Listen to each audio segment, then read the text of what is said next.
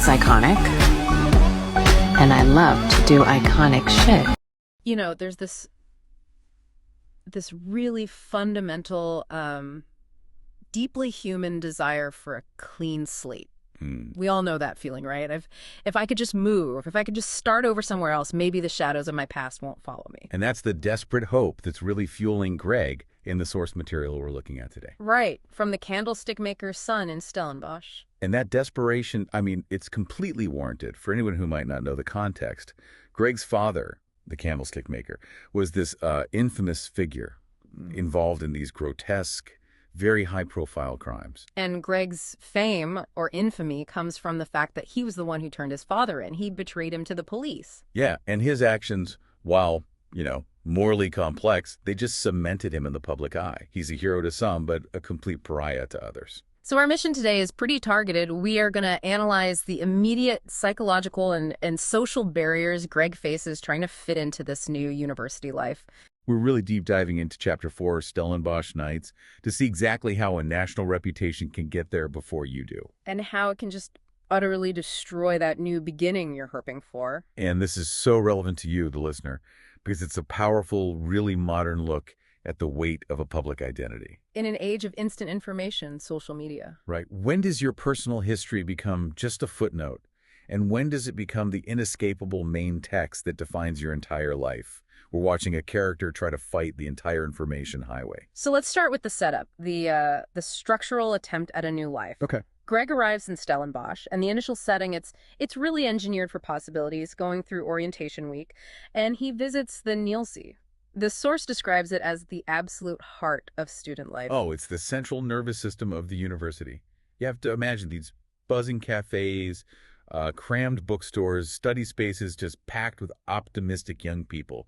The narrative paints this picture of a kinetic, hopeful hub. And Greg even notes how alive everything feels. It's the perfect physical location for an emotional rebirth, But structurally, he's already on the outside looking in. He's a private student.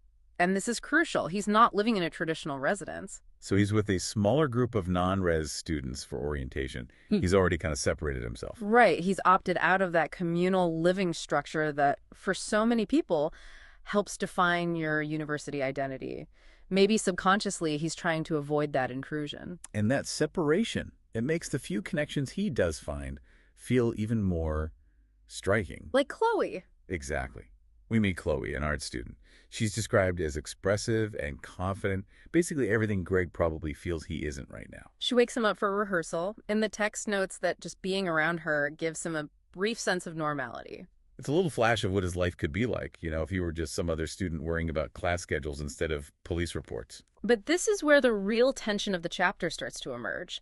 Because despite the vibrancy of the Nielsee and this brief, easy moment with Chloe, Greg is still fundamentally guarded. The narrative keeps stressing that.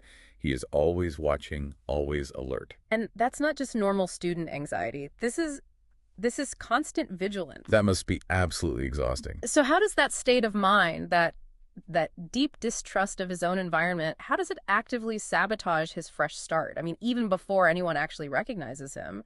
Well, it creates a kind of cognitive prison.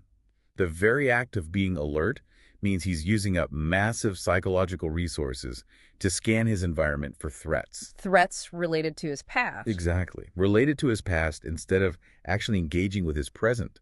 He can't immerse himself in this new student life because, 90% of his mind is busy monitoring for the moment it all goes wrong. He's waiting for the other shoe to drop. He's waiting for the system to find the bug, and he knows it's only a matter of time.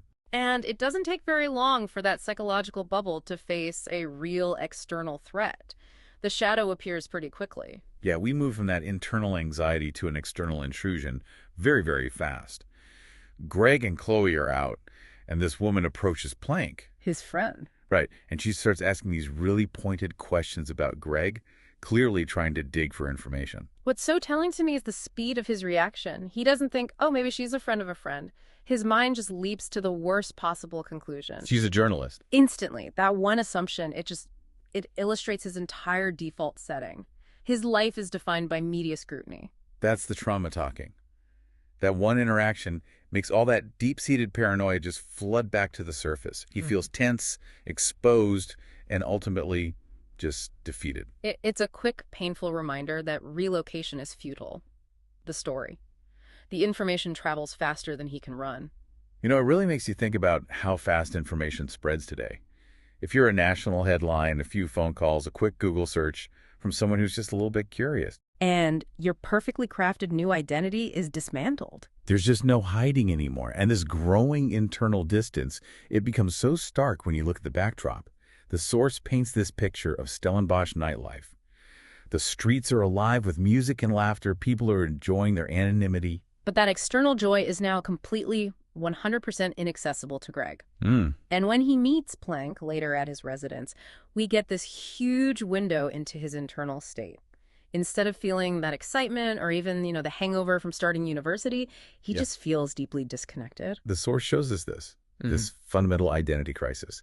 He has this key emotional realization that partying just doesn't feel natural to him anymore. The whole idea of that carefree student life, it seems distant, almost foreign. And it's not just that he's matured. It's that the sheer weight of his past trauma has created this psychological barrier.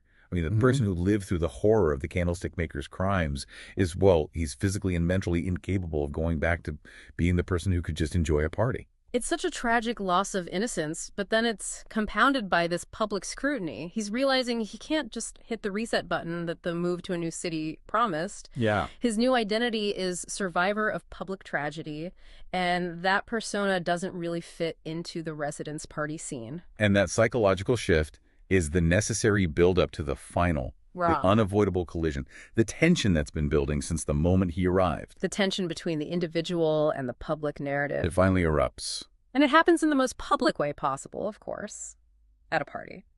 We shift to the scene where the confrontation that destroys his anonymity finally happens. It's messy, it's loud, and it's fueled by alcohol. Like she was like still like, yeah. Girls, thank you so much. Student zeroes in on him, and this shows how fast the rumors were already spreading, and he insults Greg directly. He calls Greg a loser for handing his father over to the police. And those specific, targeted words, they don't just anger him, they strike a deep, sensitive nerve. The source says the insult triggers years of bottled up anger and guilt. He just loses control. He pushes the student to the floor. And this isn't just some simple scuffle. This is the physical, violent explosion of his core internal conflict being dragged out into the open. And the confrontation escalates with the cruelest, most specific reference possible. Yeah, the boy, he's still on the floor, and he mocks him even further by asking if Greg is going to go look for the cookie man. Which is a clear and just painful reference to the baker. Right. Let's unpack the significance of those names for a second, for you, the listener. Why is Cookie Man such a devastating final blow? It's the difference between a general accusation and a specific, deeply informed taunt, isn't it? It is. The baker was this horrifying moniker for his father, tied directly to the depravity of his crimes. So when the drunk student says Cookie Man, it proves he knows exactly who Greg is. He knows the specific, brutal details of the case. And he's using them to define him. That reference guarantees that the entire crowd now understands the specific weight of the drama that's unfolding. That reference is the final, definitive nail in the coffin of his anonymity. And this brings us to the moment that public identity is just stamped right onto him. It's the critical moment of reckoning. When Greg pushes the student, the whole room falls completely silent. And that silence, that's the space where rumor turns into concrete, undeniable fact. Yeah. People immediately start to recognize Greg whispering his identity. The individual Greg, he just vanishes, and he's instantly replaced by the public label. He's no longer a student. He's not even a private student. He is publicly, permanently labeled as the candlestick maker's son, the boy who betrayed his own father. And that label becomes his permanent identity in that space. It overrides his degree, his friendships, his hope for the future, everything. He tried to outrun the narrative with geography. But the narrative moved faster, and it was ultimately more powerful than his physical location. The identity imposed by his past just completely overrode any identity he tried to claim for his future. That fresh start was structurally impossible from day one. Because the infrastructure of public information had already reached Stellenbosch ahead of him. So what does this all mean when we pull back and synthesize what we've learned from this deep dive into Greg's attempt at escape? Well, the key takeaway for me is this: a reputation that's rooted in betrayal and this intense public knowledge, It acts as an invisible digital shackle. It completely nullifies the promise of a fresh start, no matter how distant or vibrant the new place is. Right. Greg's initial crippling caution wasn't paranoia. It was entirely justified anticipation. The external world, fueled by media and gossip, had already defined him before he ever had a chance to define himself in Stellenbosch. We just watched the inevitable collision unfold, really. The individual Greg tried to enter society. But society only saw the narrative, the son of the candlestick maker. And if we connect this to the broader learning goal for you, the listener, the knowledge here is about the unrelenting, almost suffocating power of public labels. The incident at the party, it wasn't just a random fight. It was the unavoidable intersection of two opposing forces, the desire for self-definition and the societal pressure of a predefined, infamous identity. It seems like once that public narrative takes hold, the path forward becomes impossibly narrow. And this raises a final, important question for you to consider based on the source material. If the world refuses to see you as anything other than the darkest event of your past, what is the path forward? Is it total isolation? Or is it a forced, painful acceptance of that public identity?